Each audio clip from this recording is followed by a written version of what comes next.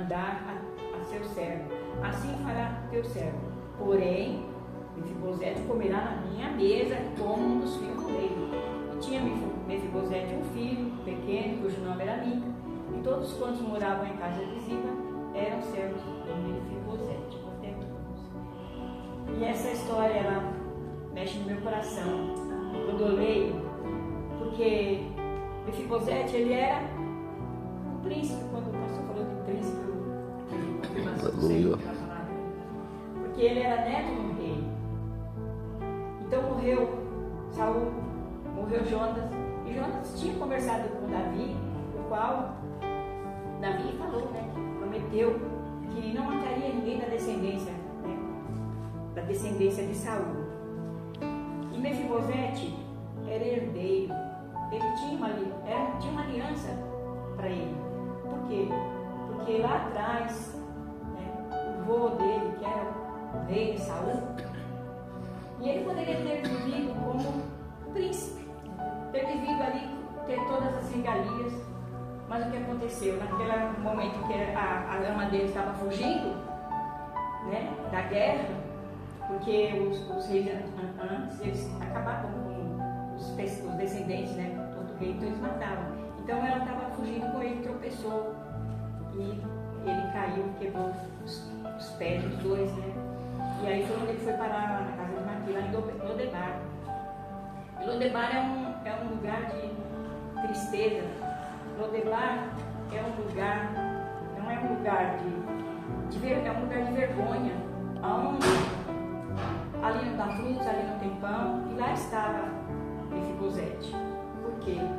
Porque na verdade Deus estava escondendo Mefibosete.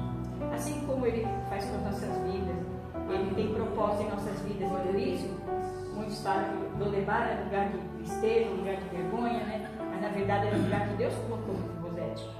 Deus colocou ele ali para cuidar, assim como Ele fez com as nossas vidas. Aleluia. Um dia nós estávamos também em Lodebar. Enquanto o pastor estava cantando, louvando o Senhor, eu estava me lembrando que um dia o Senhor foi me buscar em Lodebar. Eu estava no meio dos caminhos do Senhor. E Ele permitiu, eu estava me lembrando, isso que moveu tanto meu coração, que eu falei: Senhor, muito obrigada.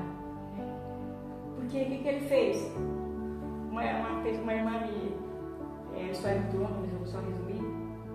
Quando eu estava afastada do caminho do Senhor, Deus preparou essa pessoa. Assim que Deus faz. Deus prepara pessoas para nos cercar, para nos trazer de volta.